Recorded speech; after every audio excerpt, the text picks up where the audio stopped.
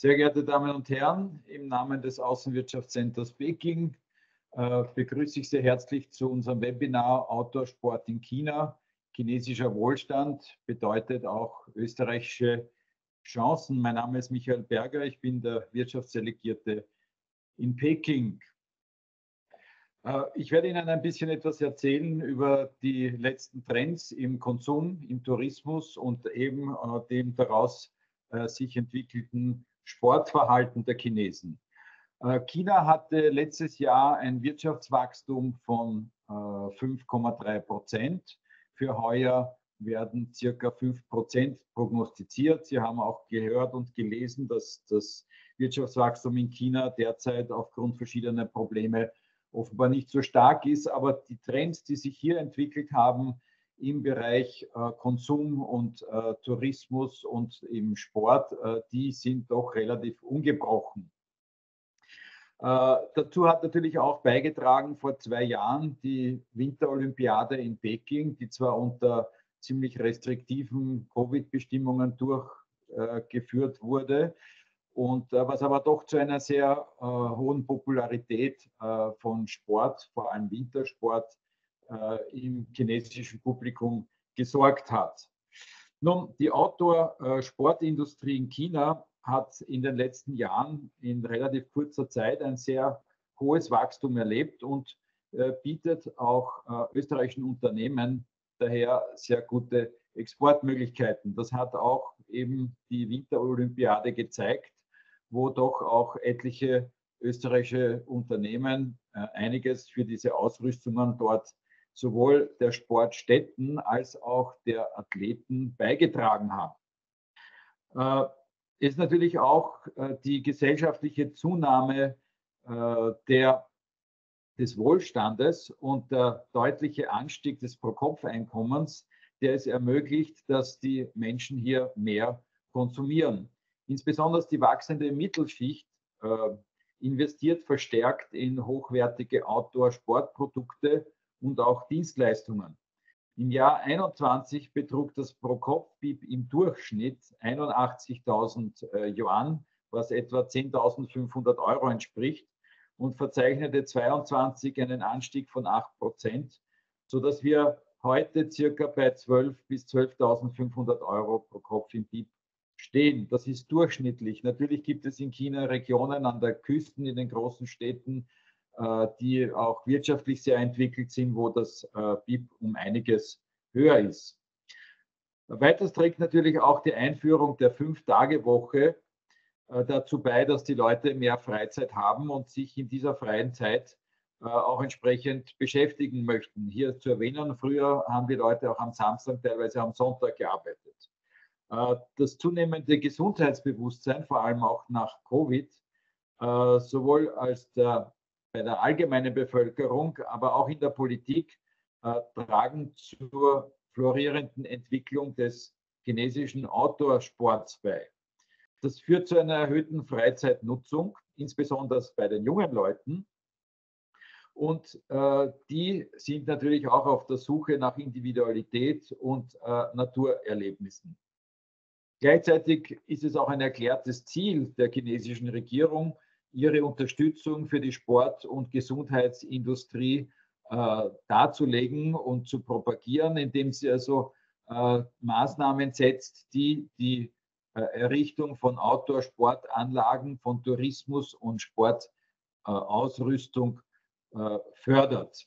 So ist es das erklärte Ziel gewesen vor der Olympiade, dass China auf 300 Millionen Wintersportler kommt, und das scheint heutzutage auch im letzten Winter erreicht worden zu sein. Durch diese Entwicklung schafft die Situation auch eine steigende Nachfrage und somit eben auch ein erhebliches Potenzial für österreichische Unternehmen, die in diesem Sektor tätig sind. Das wird auch unterstützt durch eine zunehmende Urbanisierung und den daraus folgenden Wunsch, dem städtischen Trubel am Wochenende oder in einem der zahlreichen Feiertage zu entfliehen. Diese Wachstumschancen spiegeln sich auch in konkreten Zahlen wider. Die Sportindustrie wächst kontinuierlich mit einem Anstieg von fast 14% im Jahr 21, von 6% im Jahr 22 auf derzeit circa 450 Milliarden Euro Umsatz. Daneben erlebt diese Sportindustrie, diese Outdoor-Sportindustrie auch eine entsprechende Diversifizierung, was sich auch in einer zunehmenden Produktvielfalt und einem Anstieg der Outdoor-Sport-Service-Organisationen und entsprechender Clubs auszeichnet. Es finden auch viele Bewerbe statt und entsprechend wird halt all das, was damit zusammenhängt, auf den Social Medias verbreitet. Angesichts dieser Dynamik können Unternehmen durch Innovation, Qualität und auch ihre Angebote an die Bedürfnisse der Verbraucher entsprechend anpassen und von diesem boomenden Markt profitieren. Trotz Unterschieden zu etablierten Märkten in Europa, also ein Skigebiet in China ist nicht unbedingt mit einem europäischen vergleichbar oder mit einem amerikanischen, lockt die Verbesserung des Lebensstandards der chinesischen Bevölkerung eine wachsende Anzahl ausländischer Marken, aber auch entsprechender Fachleute für die Ausbildung der entsprechenden Ausübung dieser Sportarten an. Die Zukunft der Outdoor-Sportindustrie ist in China reicher Möglichkeiten und Herausforderungen. Was veranstalten wir in diesem Bereich? Gibt es, Moment, das geht nicht weiter. Also wir veranstalten Beteiligungen an entsprechenden Fachausstellungen beziehungsweise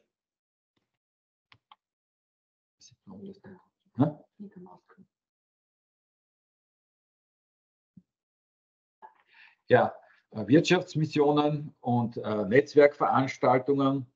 Wir nehmen auch an Gruppenausstellungen teil. Es gibt im Jahr 2 wichtige Messen für den Wintersport, wo wir regelmäßig auch mit einem Stand vertreten sind.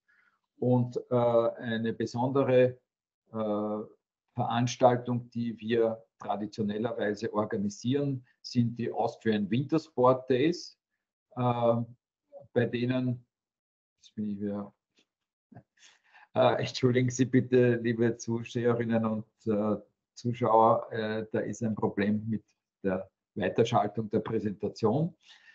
Und da wird ein Wochenende in einem Wintersportresort in China organisiert und gibt es ein Skirennen und ist gleichzeitig ein Seminar, wo Fachleute über die letzten Trends im Wintersport diskutieren. Nun, ich bin nicht der alleinige Sprecher bei diesem Webinar, sondern ich freue mich, dass ich weiters hier begrüßen darf. Meine Kollegin zuerst, die wird dann nach mir sprechen, die Frau Magister Birgit Moore, die ist Wirtschaftsdelegierte in Guangzhou und in Sichuan und die wird etwas über die Geschäftschancen im gebirgigen Sichuan erzählen. Nachher haben wir Frau Professor Dr. Li-Chun Chen-Chu von der Universität in Zhejiang sowie einen der Vertreter der größten Exporteure aus Österreich, der Firma Head, Herrn Steve Wang, und die Frau Veronika Pang, die von der Messe ISPO, einer der größten Wintersportmessen, auch etwas über diesen Bereich erzählen wird, wie die chinesische Sport- und Outdoor-Industrie sich entwickelt. Ja, ich darf noch sagen, wenn Sie anschließend Fragen haben, können Sie die gerne in den Chat stellen und wir haben dann nachher auch noch die Möglichkeit für entsprechende Beantwortung von Fragen und einer Weiterführung der Diskussion. Ich freue mich, dass ich jetzt das Wort an meine Kollegin Birgit Moore in Chengdu übergeben kann. Danke und Birgit, du hast das Wort. Ja. Wunderbar. Ja, herzlichen Dank, lieber Michael. Guten Morgen oder guten Vormittag, sehr geehrte Damen und Herren in Österreich oder auch in China, wo immer Sie zuhören. Wie Michael mich schon angekündigt hat, ich bin aktuell in Chengdu, bin zuständig für Süd- und Südwestchina. Wir betreuen von Kanton und Chengdu aus 9 Provinzen in Süd- und Südwestchina mit einer Fläche und Einwohnerzahl in etwa wie in der EU. Und ich freue mich, dass ich dabei sein kann. Peking hat beim Sportthema den Lead, aber wir haben auch Outdoor-Aktivitäten, Möglichkeiten und damit verbunden auch Marktchancen. Und ich freue mich, ein bisschen was über den gebirgigen Südwesten Chinas Ihnen sagen zu können. Nächste Slide, bitte.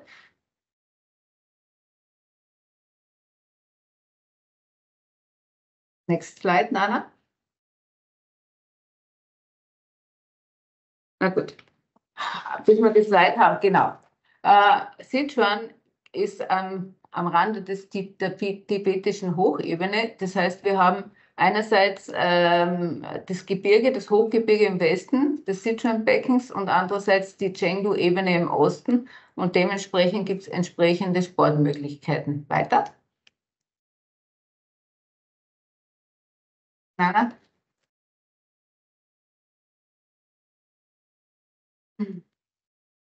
Okay. Funktioniert das mit den Slides nicht. Ich rede mal ohne Slide weiter. Ich melde mich aus der Sportstadt Chengdu. Warum ist Chengdu ein spezieller Fokus der Regierung? Es gibt hier eine bewusste Orientierung in Richtung Sportstadt Chengdu. Und zwar soll die Stadt in eine nationale Demonstrationsstadt für den Sportkonsum entwickelt werden. Es finden hier internationale Sportgroßveranstaltungen statt. 2019 waren die World Police und Fire Games hier abgehalten worden, international. Dann wurden die Weltuniversiade, musste zweimal verschoben werden aufgrund von Covid und fand dann 2023 statt. Und schließlich im Jahr 2025 ist das nächste große Ereignis die World Games 2025. Das ist ein Bewerb, wo die nicht-olympischen Disziplinen sich untereinander austragen. Das heißt, es gibt dann entsprechend auch Chancen in der Errichtung von Sportstätten, Verbesserung von Sportstätten und Ähnlichem. Laut Meldung von Xinhua News ist bis 2025 die Sportindustrie in Chengdu mit einem Wert von über 150 Milliarden RMB einzuschätzen, bis 2035 dann über 500 Milliarden RMB. Und das heißt, es ist ein gewaltiger Wachstumsmarkt. Um jetzt noch kurz in die Beispiele zu gehen. Wir haben, okay, verkehrte Folie zuerst, aber macht nichts. Wir haben hier in Chongqing den Mount Jinfoshan als Projekt für die Okay. Bleiben wir jetzt bei Mount Jinfoshan. Da haben wir eben auch die Entwicklung von Bergsport, von Wandern, Klettern, Wintersportmöglichkeiten. Das sind auch entsprechende touristische Gebiete in der Entwicklung. Seilbahnhersteller wissen, was da an Projekten läuft, aber auch eben Kletteraktivitäten. Und das heißt, in diesen Bereichen wird es Geschäftschancen im Bereich hochwertige Wander-, Kletterausrüstung, Bekleidung, Wintersport, Tourismus und Systeme geben. Das ist aber auch nicht das einzige Gebiet, was, nächste Folie bitte, was im Fokus steht. Auch in der Stadt Chengdu selber ist ein Riesenprojekt zum Thema Radsport. Und zwar wird die Stadt von einem Circle umgeben, von einem Ring mit ungefähr 100 Kilometer Ringstrecke. Ein Radweg, der verbunden ist mit Parks, öffentlichen Parks und Naherholungsmöglichkeiten, die eben auch den Fokus der Stadt in diese Richtung betonen sollen. Nächste Folie bitte. Dann haben wir auch noch, falsche Folie. Dann haben wir als weiteres Projekt auch den Mount Olympischen in Sichuan, der ist einer der 4 heiligen buddhistischen Berge südlich von Chengdu. Und dort werden auch Wintersportaktivitäten gesetzt, aber auch Wanderaktivitäten Sommer. Da gibt es auch eine Seilbahnausstattung, auch Referenzprojekt der österreichischen Firma Doppelmayr und wird auch laufend erweitert, das Gebiet dort mit auch mit zu erwarteten Hotelbauten und zusätzlichen touristischen Aktivitäten. Nächste Folie bitte.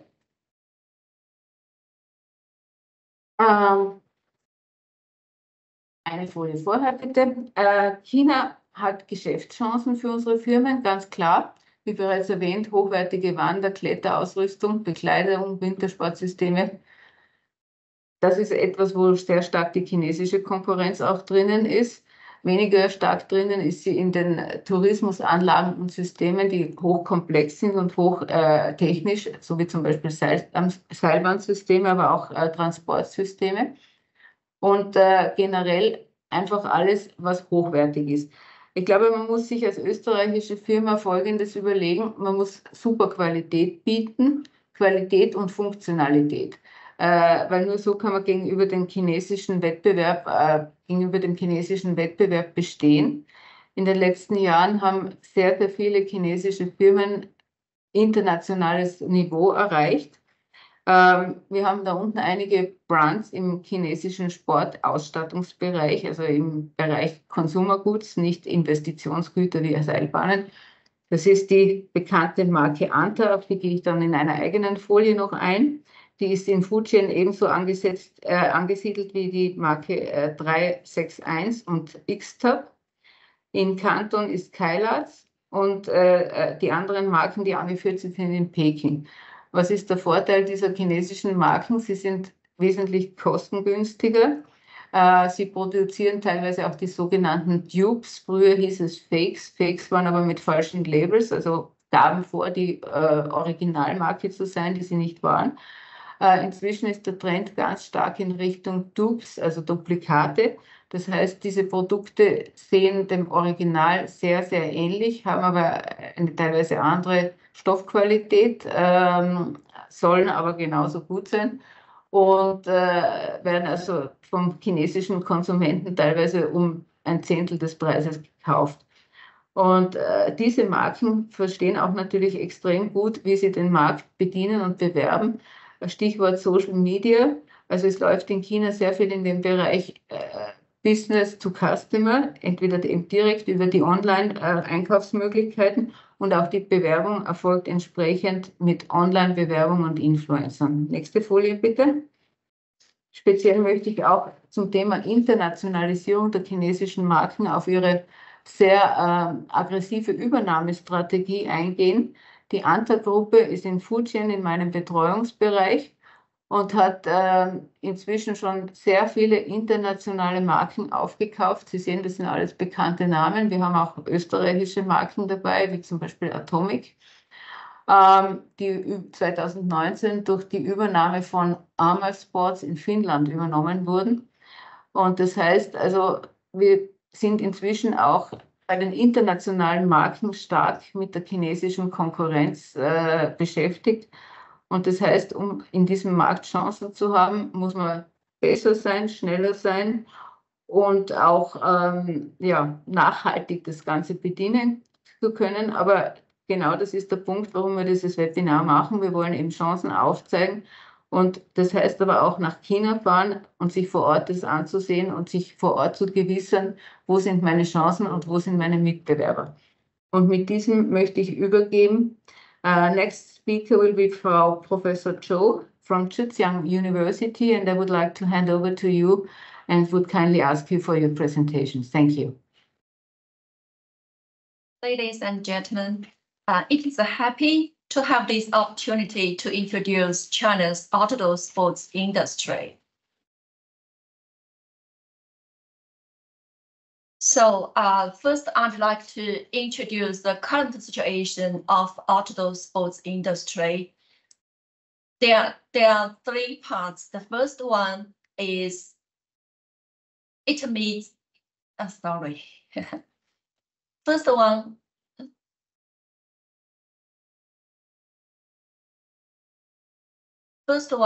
I'd like to introduce the development background. The first point is the outdoor sports industry development meets the China's strategic requirements.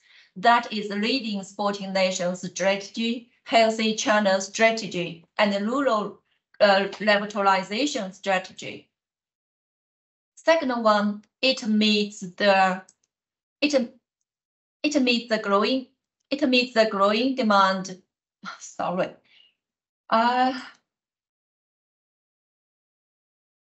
It meets the growing demand for sports consumption. In 2023, China GDP per capita reached $12,366 US.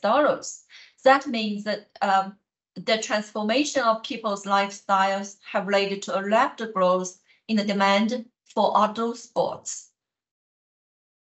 The third one is the policy guidance. Since 2016, specific policies for outdoor sports programs have been issued, such as development plan for the mountain sports industry, aquatics industry, air sports industry, cycling industry. And since 2022, development plan for the outdoor sports industry 2022 to 2025 was issued, and I will explain it later. The second part, I'd like to introduce realistic basis for the development of the industry. The first point, the number of participants continue to increase. For example, in 2019, the number is 200 million. And in 2021, the number is 400 million. The second point is diversified services for outdoor sports. This means that various sport projects provided and various forms of sport events appeared. The third point is a quantitative and qualitative improvement in the construction of venues and facilities. On the one hand, rapid growth in the number of venues and facilities. And on the other hand, this means that the quality was improved. The fourth point is a strong supply and demand for outdoor sports products. So there's some data to explain it. First, net income of outdoor sports companies increased by 17.65% in 2022 compared to 2021. The outdoor products market size growing at a CAGR of 7.3%. And by the end of the first quarter of 2023, there were 204,000 outdoor sports-related companies, an increase of more than 20% compared to 2021. The third part, I'd like to explain a little bit about Outdoor Sports Industry Development Plan 2022 to 2025. It was issued by the State General Administration of Sports, the National Development and Reform Commission, together with other 6 departments.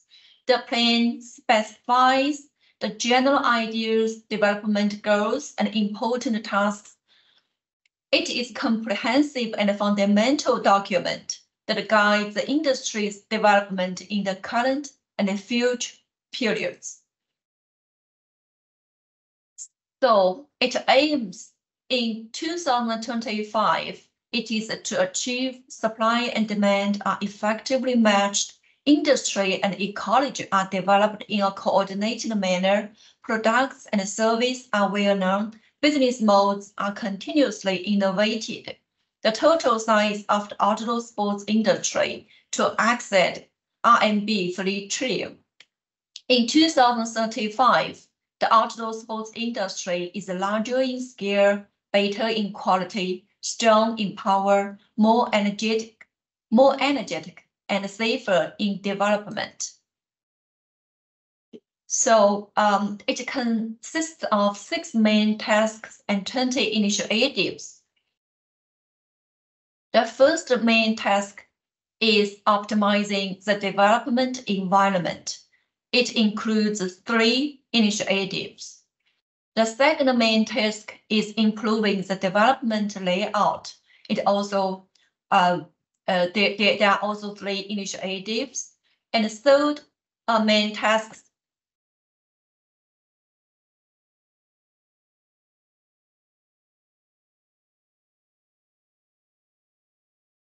The third main task is optimizing industrial structure.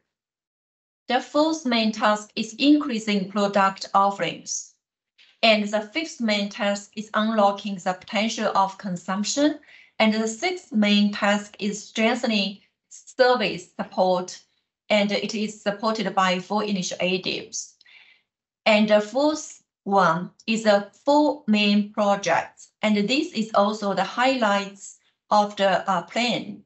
Project 1, demonstration works for the pilot project on opening up natural resources to outdoor sports. Project 2, construction works for outdoor sports facilities. Project 3, cultivation works for brands of outdoor sports events and festivals. Project 4, projects to popularize and promote outdoor sports. Project 5, cultivation works for talents in the outdoor sports industry. So there are also 4 supporting measures to guarantee the plan to carry out. That is strengthening organizational leadership, increasing policy support, strengthening supervision and management, and increasing media advocacy and guidance. Also, I'd like to share the typical case in Zhejiang province. Zhejiang province has a good development of outdoor sports industry.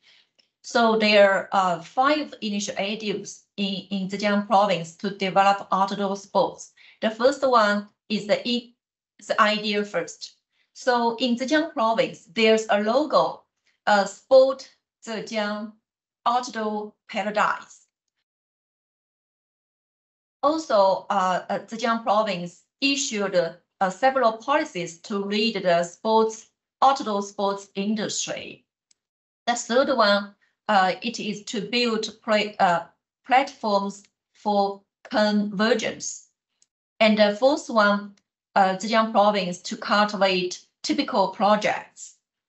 Fifth one, Zhejiang province to encourage social forces to participate in outdoor sports industry. Also, I'd like to talk the future trends of outdoor sports industry in China. The first characteristics is digitalization.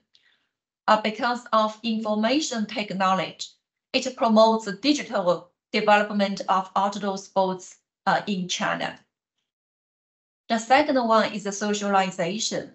As outdoor sports serves as platforms for social communication and interpersonal relationship building. So offline people participate, join a community, and online people use the mediums such as WeChat, Red, TikTok to share their thinking and experience of participation.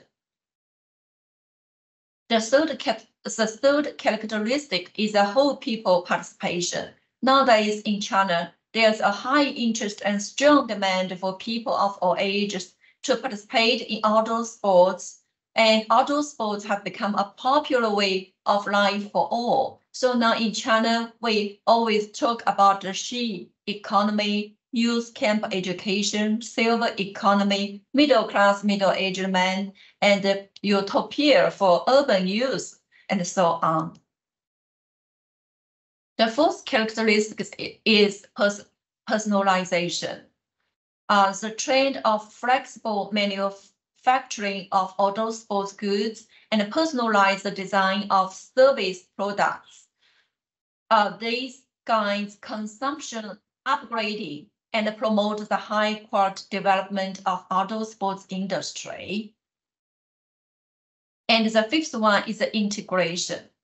So the integration of outdoor sports with tourism, agriculture, education, culture, and other diversified industry. So this has given rise to new scenarios, new business forms, and new models. So also, finally, I'd like to have a brief introduction of China Outdoor Sports Industry Conference. The conference aims to strengthen the integration and utilization of outdoor sports resources, cultivate professionals, support the development of industry, and produce new momentum for the long-term development of outdoor sports.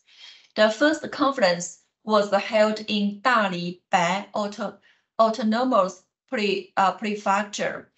The conference lasted for 3 days with the theme of New Outdoor Life, New Consumption Dynamics.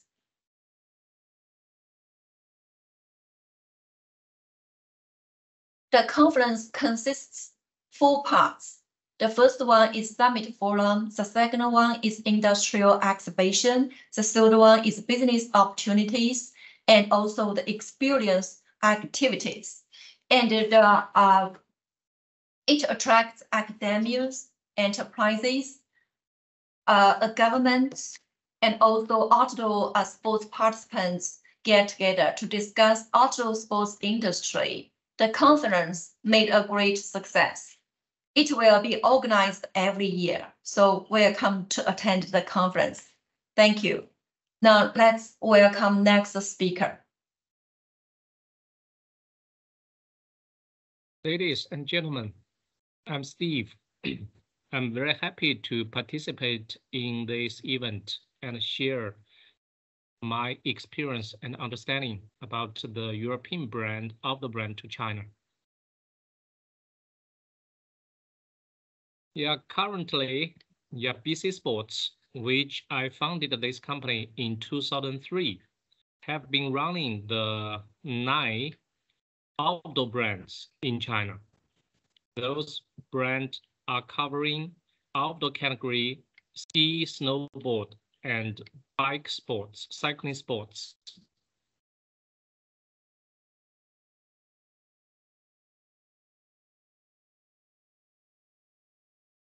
So the road to China is a big topic. I try to brief this topic into 4 parts. Part 1, positioning.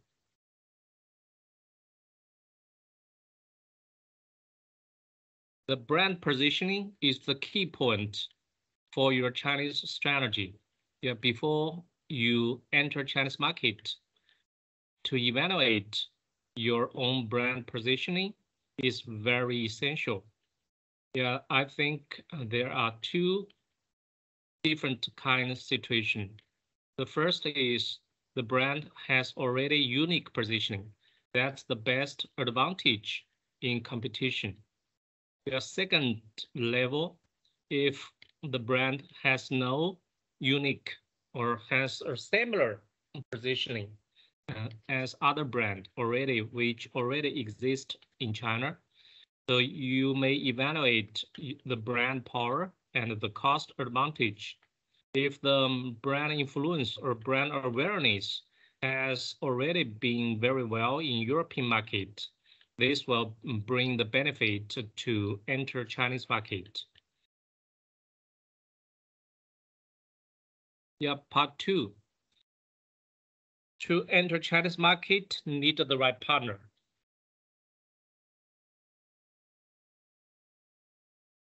First, you need to evaluate your partner's leader's mentality, perspective, as the culture between Western and Eastern countries are clearly different.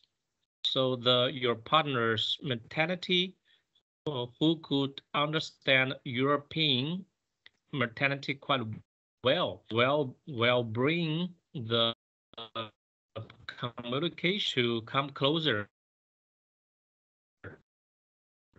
Your partner's capital, it refers to the money. Whether your partner has enough capital or money to run the business in China, as China is too huge to even to test the business in the market, you need to prepare several million RMB or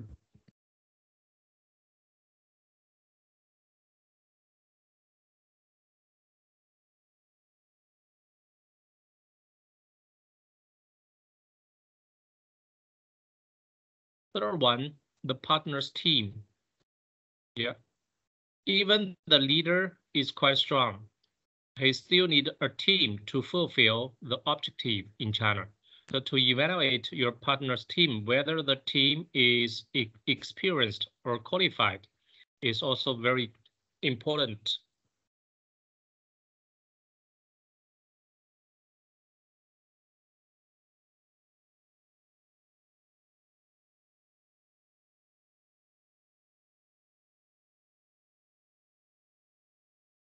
是嘞，不能翻页了。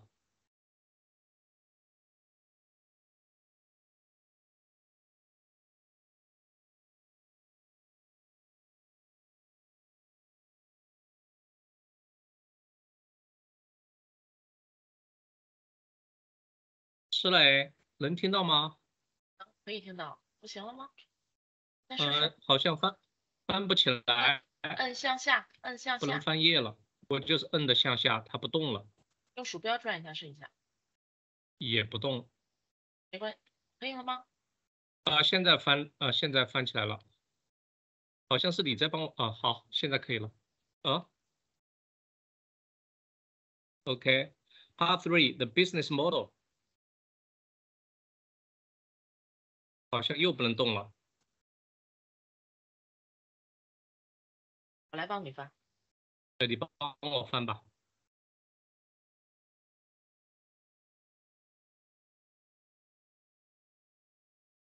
So, Part 3. To figure out the right or proper business model in Chinese market is also very important for European brand. Currently in China, yeah, we can see there are omni-channel business model, pure online retail business model, and the social commodity business model. Yeah. The brand, which advantage it has, determined which kind of business models it can select.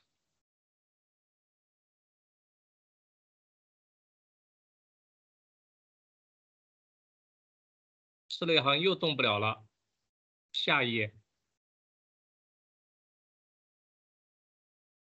Part 4, long-term planning.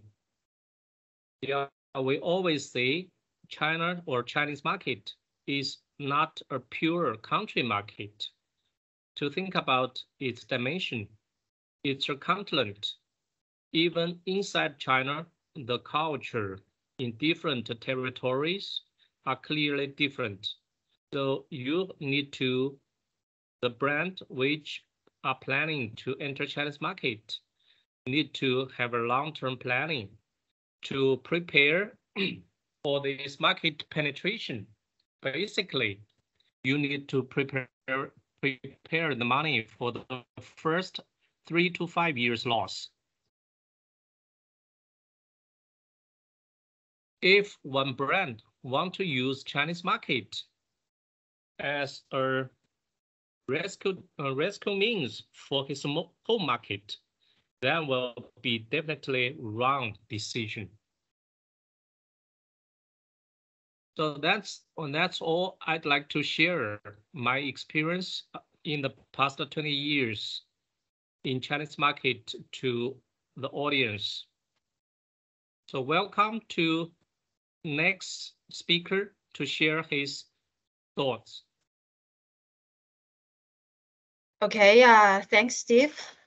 Steve Huang, as a leading figure in China's outdoor industry, he brought in a valuable hands-on experience, which I respect very much. So thanks.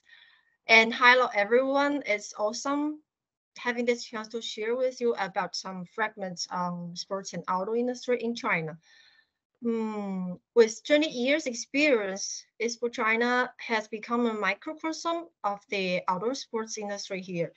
So today, I'd like to offer a perspective on observing the industry landscape, through the lens of the data reports we shared after our exhibitions.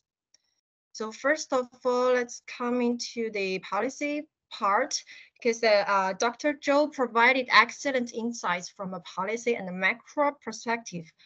For our outdoor sports industry, I think there are two very important for us. The left one is the Outdoor Sports Industry Development Plan. I guess everyone already know here. This is the very first instance of the national policy emphasizes the development of the outdoor industry in China. So it's very a big thing for us. And the year after, the action plan also issued. This action plan is mainly focused on the facility construction and the service improvements in the outdoor sports sector, which is Dr. Zhou also mentioned. I would like to explain a little bit more about why the care about the facilities and the services, because China has a very huge resources and the consumer potential. Here I share a little bit about the figures. The first line of the figures are the number of the mountain peaks in China. You can see the left one.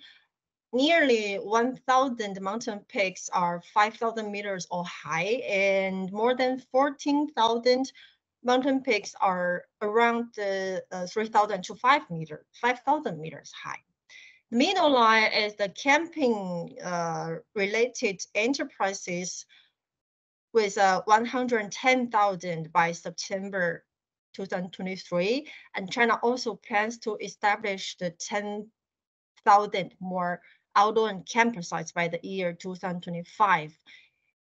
And the bottom line, there are two figures, but both are the running races. The 300 are the trail running races, which were just treated in the year of 2023, and 350 is the marathon race numbers. So you can both see on the mountain hiking and the camping sites, the camping, as well as the running, the three big subdivided area. It's in a huge potential.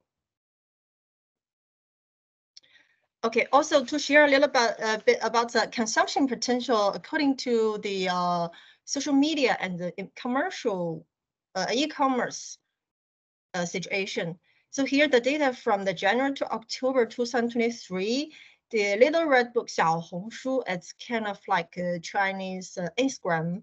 They released 6 very hot topics, keywords, which is discussed with many posts and views in the outdoor sector. So you can see hiking, camping, cycling, fishing, diving, surfing, and skiing. And you can see the posts and the views are growing very fast and in a very big number. Also, another perspective, the data is coming from a company called the Magic Mirror. It's an online company who analyzes the online figures. So based on the social listing of them, the posts are on the platform, the 小红书, the TikTok China, it's called Douyin, and Weibo from the February 2023 to January 2024, the whole year. And the keywords were titled outdoor and outdoor sports. So 3 items to mention here. First, it's the outdoor clothing category of mainstream e-commerce platform exceeded 30 billion RMB last year with a growth rate of nearly 100%. And secondly, from the whole last year, the number of the outdoor and outdoor sports related content reached 74 million, up 38% from the previous months. And the third one, it's a little bit about the Euro portraits, the new trendy. It's more like gender balance now and usefulness and urbanization. So basically the number is growing, of course. And the good thing is the female users is already slightly higher than that of men. That means it will get more fashion. and the age of the is under 35 is accounting for nearly 60%. And the age of over 50 is also accounts for 14%, which means the younger users and the elder ages users are also growing. So both for the both sides, it's a good sign. So let's come to the observation parts, which is coming from the visitor report from Expo China, Expo Shanghai 2023.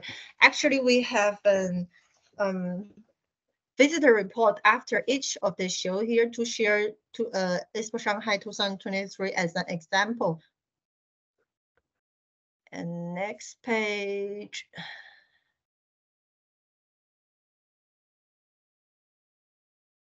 Okay, got it. So we are having our visitors from professional visitors to 48%, and sports outdoor consumer 47% is half. But we have an increase in visitors group coming from the KOL and KOC, which is key opinion consumers and media, social medias. This is what I would mention from the visitor report, so that you can see how each of the visitor groups looks like in the next pages. I'll tell you. Okay, so coming to the professional visitors portrait. So who are buyers now? Of course, the left form. Of course, the sports and outdoor industry buyers are coming to 80%, but we're happy to see that there are increasingly new buyers are coming from other industries. It's tourism, the automotive, fashion, gift, even the household industry. They come into buying the product, purchase the products.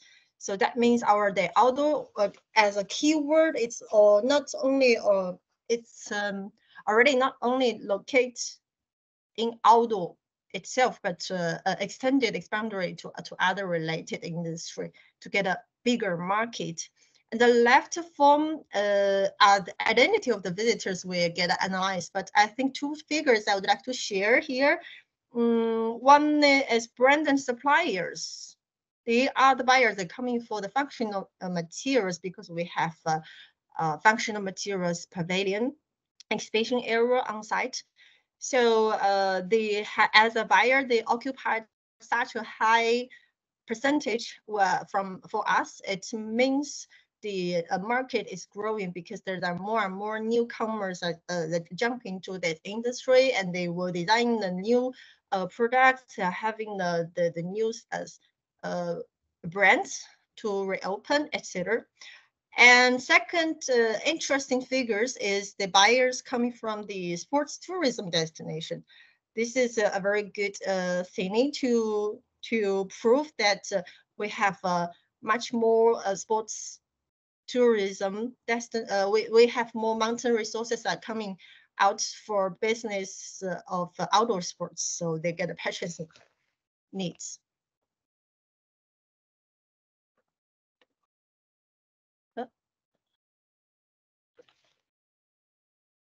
Oh, okay. Let's get to the KOL's portraits. First of all, more than 1,000 KOLs and KOCs can come to our shows normally, and made videos and posts during our shows for brands and for the shows and for the lifestyles, sports lifestyles and outdoor lifestyles. They're happy with. And secondly, they are works on very subdivided content category. So you can see we are having it like nearly 20 categories for them at their content category at the left form. Even very specific like fashion, electronic, digital products, automobile, even pet travel. So it's very funny for them, but all of them get a huge need of the outdoor products and the outdoor lifestyle content. And they work on multi-social media platform, basically on Xiaohongshu, Douyin means TikTok China, and WeChat. And next page. Okay. Then we get to the consumers portraits, because we do have the consumers visitors. We are having divided them into the sports enthusiasts and new enthusiasts, and athletes, former athletes, coaches. What's the difference between the sports enthusiasts and new ones? The sports enthusiasts means they have multiple years of the sports engagement, outdoor sports engagement, and they know the brands and know the gear, and they have skills, and they would like to get more interactions with the brands, and they have their own stories to tell in the show. So this is the one part occupied 44%. And we're happy to say there are some new enthusiasts coming here, because a new means that, like, in the recent 1 or 2 years, they are joining this, they're getting involved in 1 or 2 outdoor market, outdoor sports or outdoor activities, and they are, maybe they just start to get SUP, they just starting to get cycling or hiking, etc. But they have a huge potential of the skills learning and the consumer goods buying needs. So yeah, this is the part. And so they come in for our show, mostly are coming for learning the products, learning the industry, and coming to talk with the KOLs, KOCs, and get into the community, etc.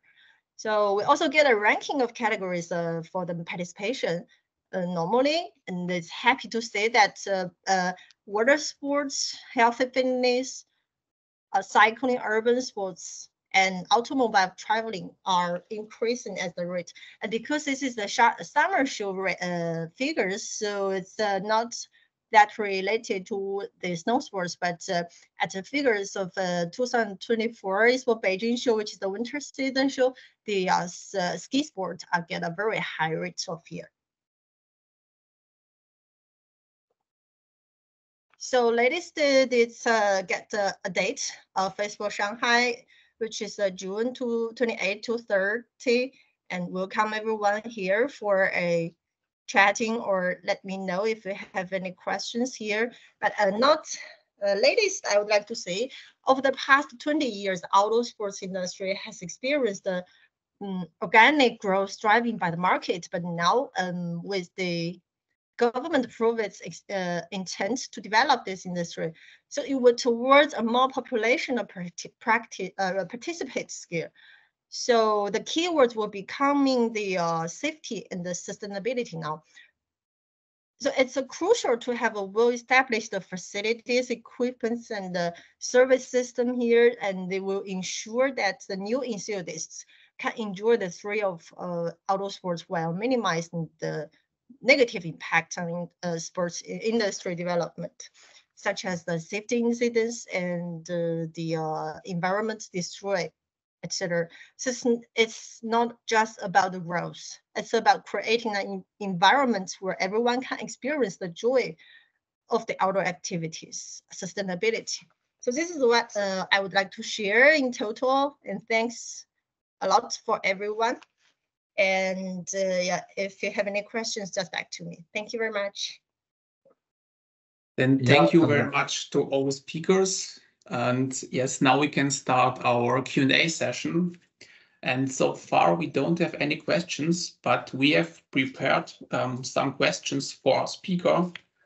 So the first question goes to Veronica.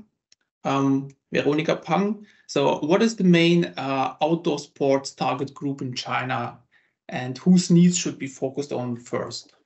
I mentioned a little bit about who are the consumers, such as like the female and the male rate, and the age under like 35, it's around 60%, and over 50, at the age over 50, it's 14%.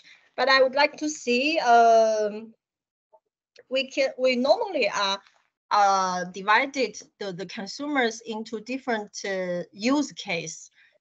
For example, the urban outdoor style, which is very famous already in China, maybe in Asia country. That means those kind of use case are like daily used. Means people enjoy this style. This outdoor style will buying products not only for sports, but they will buy different stylist products. So it's a very high potential. And secondly, I guess it's normal. It's a traditional like sports outdoor. So those group of people are eager to improve themselves as the sports performance at different segments. So it's like their needs is to get to high technologies, to get the performance improvement gears. And the third one is it's also a very much potential group. It's like traveling and leisure. We also call them like traveling with automotive or traveling with family, etc. So those parts are a new growing because it's like weekendly. It's like weekendly consumption cases, but happened every weekend somehow.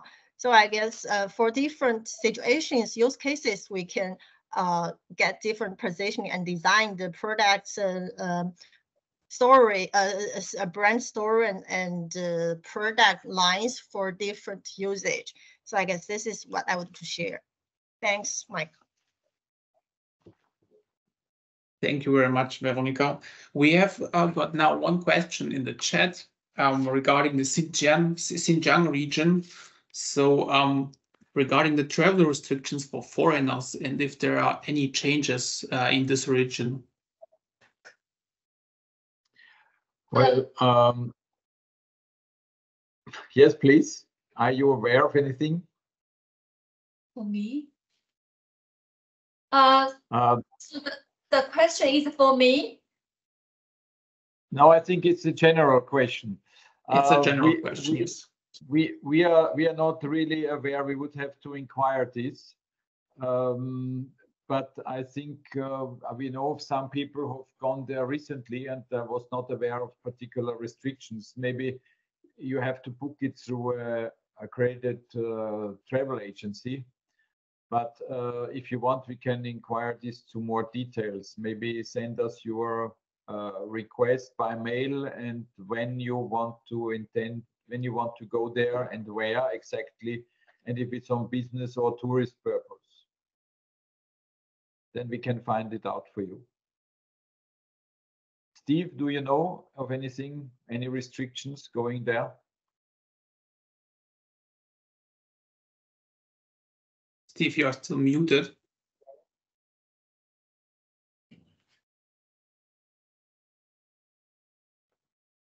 黄总，你没开麦克。 Okay. 我不用回答。 Going to Tibet or other, which Xinjiang. destination? Xinjiang. Yeah, as I know, it's okay for foreigners to visit Xinjiang. Actually, last year when I was in Xinjiang, I met one US guy. So he was enjoying the ski in Altai area. So I don't think it's prohibited, especially in north part of Xinjiang territory. Possibly in south part of Xinjiang, there might be some restriction, but you need to check. Generally speaking, I don't think. Yeah, well, as I told you, please send us your travel intentions and we can try to find out that for you.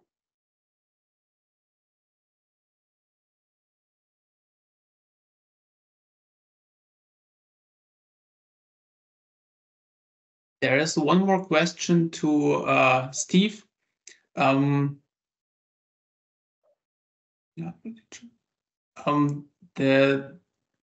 The question is how to find a good partner in China regarding all these difficulties, language and culture you mentioned before, and where the Austrian company can get help. Okay, actually, it's a practical problem. First, you can scan the possible partners in your category, in your sector, the possible Chinese partner, and then you may evaluate the partners' company size, business volume, business model, the leader's perspective mentality. Then set up the meeting with them. Maybe you can also find a consultant company to help you and check the market together with partner. Yeah, during this process, I think it will be easy to find which one potential partner could be proper for you. So normally it needs 6 months to 1 year to find the right partner. Well, if I may add that it is our task from the trade office to help you to find a partner. So we would have to know which kind of product you want to sell in China, and then we can help you to find the right partner, indicate you the trade fairs which might be interesting to visit, and so on. The first thing you would have to check if you enter the Chinese market is if you have protected your brand name and eventually your patents in the Chinese system, because otherwise any Chinese company can use your name or your patents and register them on their behalf. So first thing you have to do is to check to see whether your brand name is protected, and we also can assist you for that. And then to see with us which product might be interesting and what are the possible import restrictions, who is the competition, and who might be an interesting partner for you. So please send us an email with a description of your product and what are your intentions and how you would imagine to go on the Chinese market, or maybe how you entered other markets in Asia or elsewhere in the world. So it's enough you write us an email at peking@wko.at.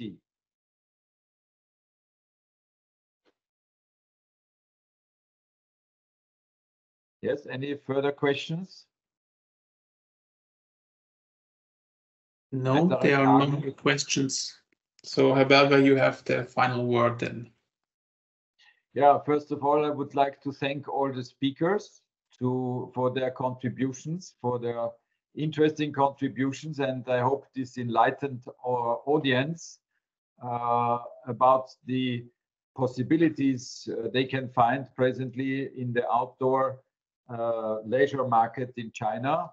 And we have seen really impressive figures in the recent past. And I think although there is talk about, let's say, a more difficult economic environment in China, one can look quite optimistically at the development of the outdoor and leisure sports sector in China in the near future. And our offices in Chengdu, in Guangzhou, Birgit, also thanks to your contributions, and in Hong Kong and Shanghai, and we here in Beijing, together with my team, are at your disposal for any queries, for any assistance to enter the Chinese market and to try to help you to find the right partner. Thank you very much.